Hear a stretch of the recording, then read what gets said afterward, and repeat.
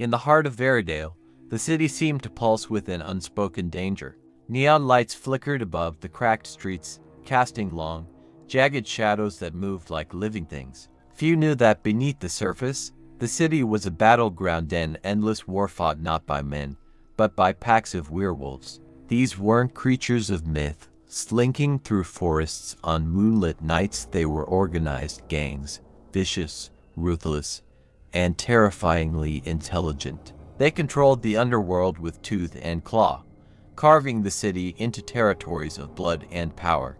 The two most feared were the Black Fangs and the Red Claws, rival packs whose disputes had spilled into the streets more than once, leaving bodies mangled beyond recognition.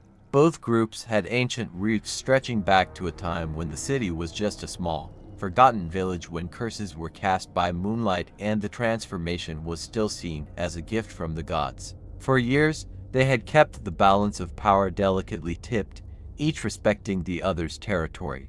But something had changed. A new force had entered the city. It began with the disappearance of Red Claw's second-in-command, Rawl. One night, he went out on a hunt, only to vanish without a trace. Whispers of rogue packs, or worse, hunters armed with silver bullets, began to circulate. Tensions mounted, but the Black Fangs denied involvement. Yet, they too had started to experience strange happenings. Their leader, Marcellus, reported seeing strange figures lurking at the edges of their gatherings, shadowy shapes that didn't smell like any werewolf or human he'd ever known. The packs grew more paranoid by the day, and it all came to a head one night at the old Iron Bridge, the unofficial border between their territories. Black Fangs and Red Claws met there under a blood-red moon, each ready to accuse the other of treachery. Marcellus, his fur black as night and his eyes glowing a deep amber, stood face to face with Victor, the Red Claw's fearsome alpha. "You took Rawl," Victor snarled, claws gleaming under the dim light. "And for that, there will be blood." But Marcellus shook his head, his gaze unwavering. "I told you before, Victor, Rawl isn't ours. But something else is in this city. Something far worse." Before Victor could respond, a sharp, echoing sound pierced the air.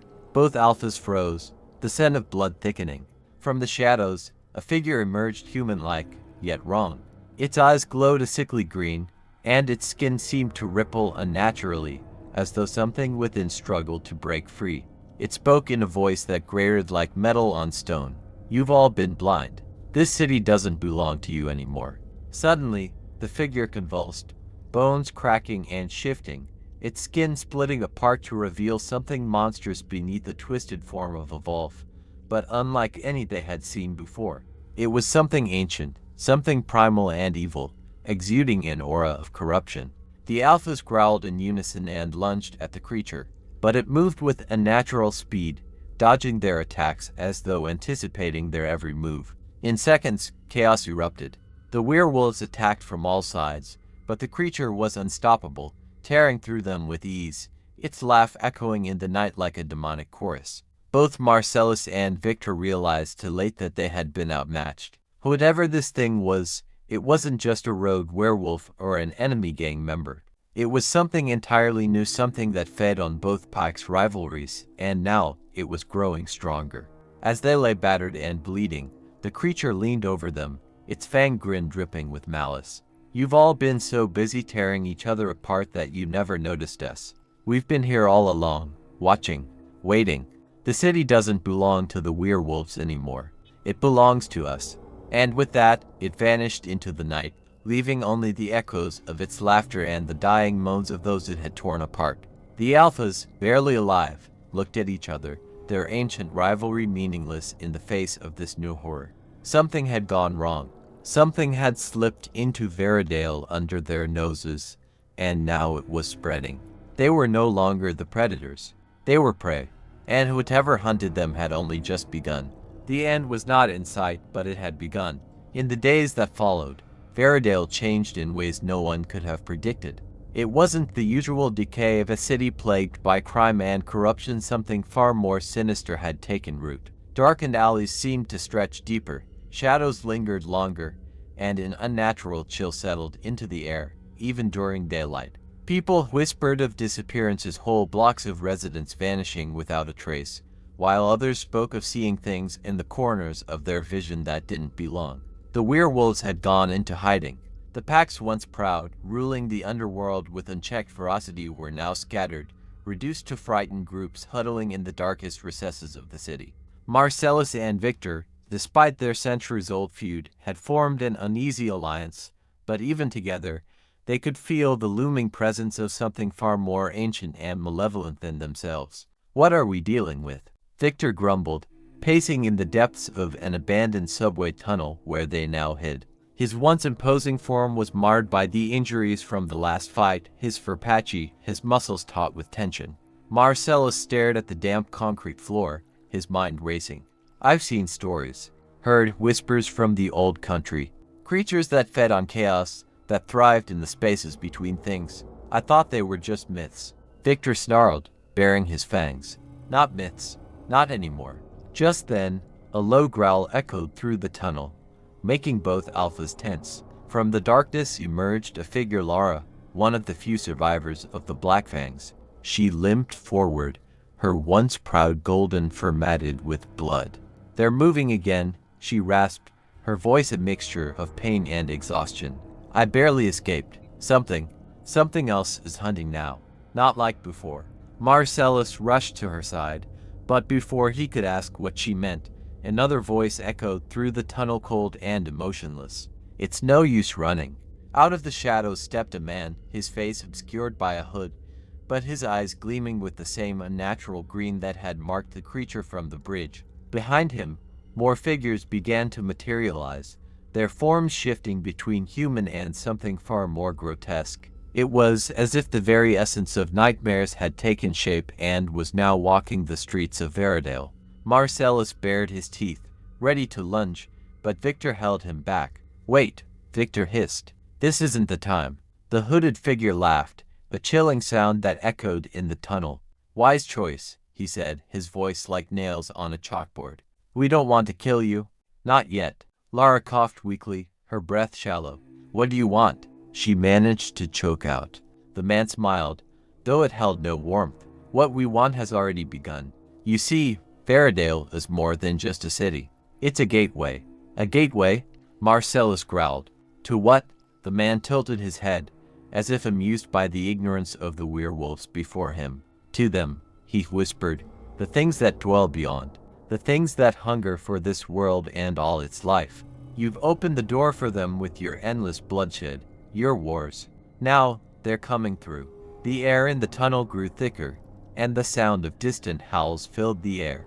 But they were not the howls of werewolves, they were something much darker, filled with an insatiable hunger.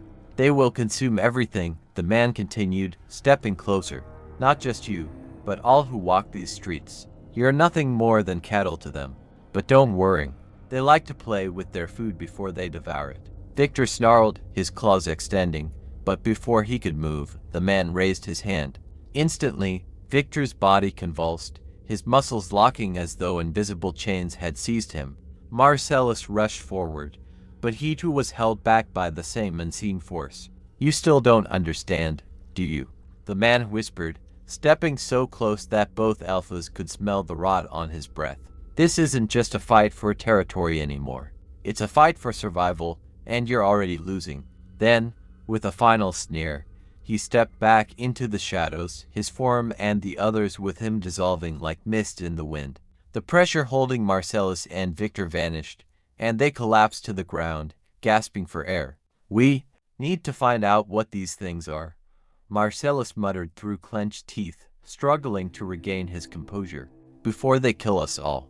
Victor nodded grimly, his eyes narrowed in determination. "We find them, we fight them, and we take back the city. No matter what." But even as the alphas rose to their feet, the darkness in the tunnel seemed to press in closer. Something ancient and terrible had awakened in Veridale, and it wasn't just after the werewolves. The gateway had been opened, and the creatures beyond were hungry. The packs were no longer the rulers of the night, they were the hunted, and the game had only just begun. And somewhere, far beneath the streets, the creatures stirred. The tremors beneath Veridale began subtly, at first barely noticeable. But over time, the city itself seemed to shudder with a deep, unsettling vibration, as though something monstrous was stirring in its foundations. Marcellus and Victor knew the time to strike was running out, but they had no idea where to even begin.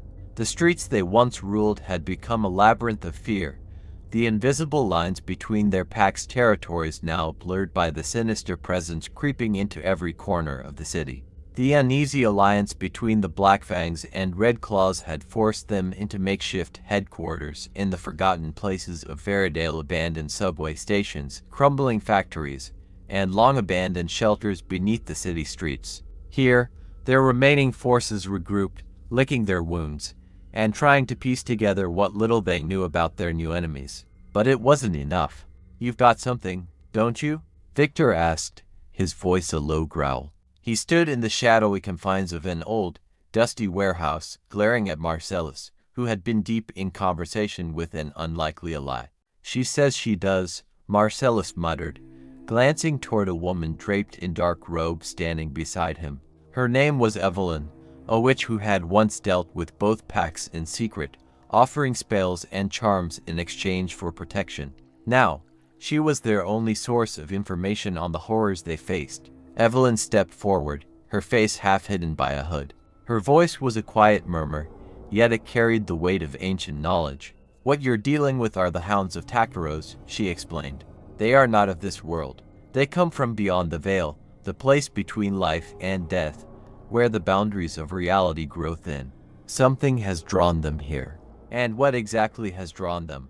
Victor snapped. His patience had worn thin in the face of constant ambushes and losses. The thought of another rival this time, from beyond the grave, was pushing him to the edge. Evelyn's lips curled into a small, humorless smile. "The bloodshed. Your wars.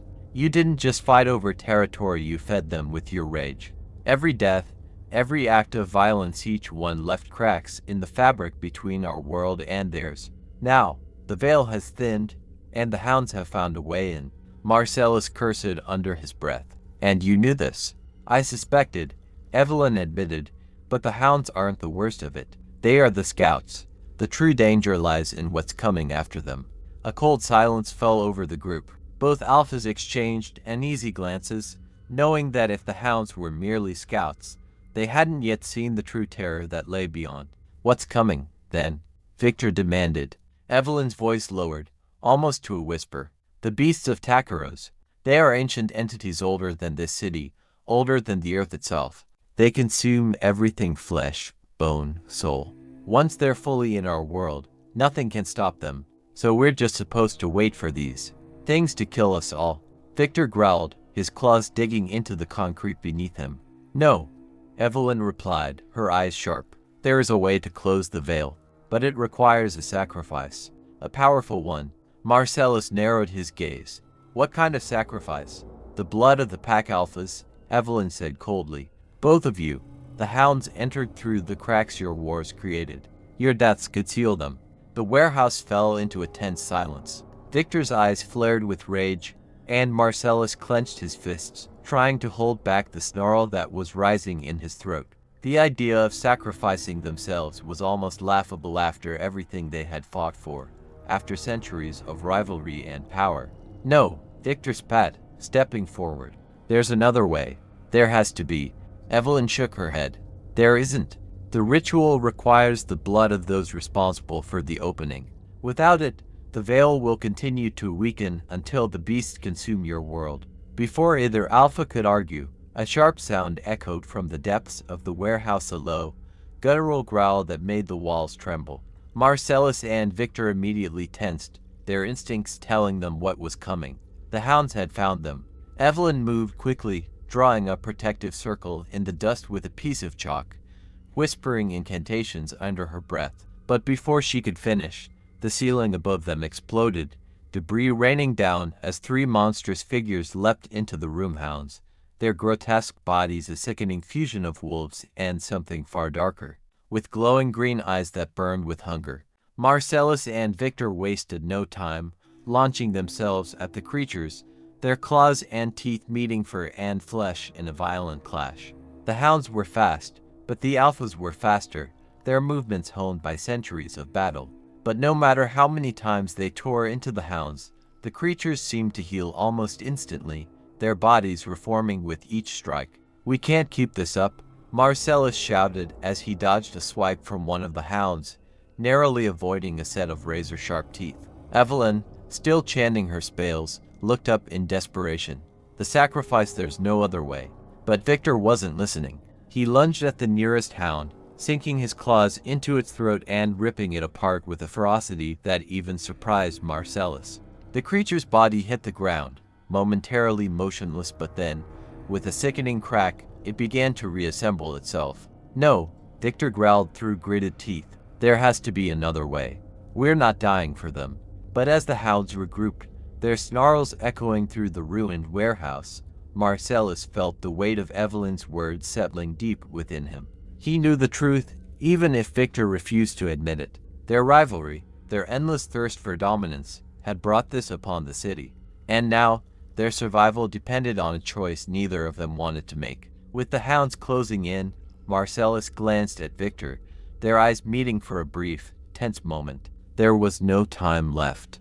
The decision would have to come soon before the hounds overwhelmed them completely. But even as the battle raged on, far beneath the streets, deep within the heart of the city, something far more sinister began to stir. The beasts of Takaros had felt the weakening of the veil, and they were awakening, their presence growing stronger with each passing second. The hounds were only the beginning, and Veridale was running out of time. The battle against the hounds raged on, vicious and desperate, but it quickly became clear that the werewolves were losing. No matter how fiercely Marcellus and Victor fought, the creatures kept reforming, their grotesque bodies knitting back together faster than they could be torn apart. Evelyn's magic held back some of the chaos, but her power was waning with every spell she cast, and the shadows seemed to grow heavier with each passing second. "This is madness," Victor snarled, blood streaming from a gash across his chest. "We can't hold them off much longer." Marcellus, panting heavily, looked around at the chaos surrounding them, the ruins of the warehouse, the shattered remains of their dwindling pack members, the hounds stalking closer. And yet, despite the overwhelming danger, his mind kept returning to what Evelyn had said. The blood of the alphas could seal the veil and prevent the beasts from crossing fully into their world. But was it too late? Another hound lunged at Marcellus, and he barely managed to dodge the attack, slashing it across the side in retaliation. It howled, its body twitching as it momentarily collapsed before beginning to reform once more. Victor growled in frustration, throwing himself into the fray again, but it was clear that his strength was faltering. "I don't want to die like this," Victor growled, backing toward Marcellus. "Not for some ritual. Not for them." Marcellus was silent for a moment, his mind racing. The weight of the decision hung over him like a death sentence. But even as he struggled with the choice, he could feel something dark and insidious creeping into the air around them, a presence that was far more terrifying than the hounds themselves. A deep rumble echoed through the ground beneath them, causing the walls of the warehouse to tremble. Evelyn, who had been frantically whispering spells to hold the protective circle in place, suddenly went pale. Her voice faltered, and she turned toward the alphas, her eyes wide with horror. "They're coming," she whispered. "The beasts, they're here." Before Marcellus or Victor could react, the floor beneath them began to split apart. A black void opened up, stretching across the warehouse like a yawning maw. From the depths of the rift, a horrific sound arose, a deep, guttural growl that seemed to reverberate through their very bones. Something enormous stirred within the darkness, its presence so vast and malevolent that the hounds themselves retreated, their eyes wide with fear. Marcellus froze, his heart pounding in his chest. He knew, without a doubt, that they had failed. The veil had torn wide open, and the beasts of Takaros were crossing into their world. A figure began to rise from the rift, its form impossibly large, cloaked in shadow and writhing with tendrils of darkness. It had no face, only a mass of shifting, undulating flesh that radiated hunger and malice. Its mere presence sucked the warmth from the air, leaving only a suffocating cold that gnawed at the edges of Marcellus's mind. Victor staggered backward, his defiance crumbling in the face of the unspeakable horror before them. What is that?" he stammered, his voice trembling with fear. "The end," Evelyn whispered, her voice barely audible. She sank to her knees, her hands trembling as the last of her strength drained away. The end of everything. The beast loomed over them, its enormous form stretching higher and higher, blotting out the dim light from the city above. The air was filled with a low, bone-chilling hum that resonated deep within the earth, a sound that felt like the death throes of reality itself. Marcellus wanted to move, to fight, to do something, anything, but his body wouldn't obey. His limbs felt heavy, and his mind was clouded with despair. He could feel the darkness pressing in, cold tendrils curling around his soul, draining the life from him. Victor let out a strangled cry, his defiance finally breaking. He turned to flee, but before he could take more than a few steps, one of the beast's tendrils lashed out, wrapping around him like a serpent. He struggled for a brief moment, but the tendril tightened, crushing him with horrifying ease. Marcellus could only watch as Victor's body went limp, his bones snapping like twigs before he was dragged into the void below. Evelyn closed her eyes, her face pale and resigned. "It's too late," she whispered, her voice barely a breath. "There's nothing left." The beast's tendrils reached out toward Marcellus, and he knew there was no escape. There was no fight left to win, no victory to be had. The city, the world, all of it was doomed. As the cold, slimy tendrils wrapped around him, pulling him closer to the void, Marcellus felt the last shred of his strength slip away. The darkness swallowed him whole, and for a moment he felt nothing but emptiness, a void that stretched on forever, devoid of light, sound, or thought. And then there was nothing. The city of Veridale was silent, its streets empty, its people gone. The creatures from beyond the veil had claimed it, their hunger unquenched, their malice unstoppable. And somewhere, far beneath the earth, the beasts of Takaros stirred, their presence growing ever larger, their eyes set on the next city, the next world to consume. No one would ever know what happened in Veridale. No one would ever remember the werewolves who once ruled its streets. The city had fallen into the shadows, swallowed by the darkness that now spread across the land. And the veil continued to tear,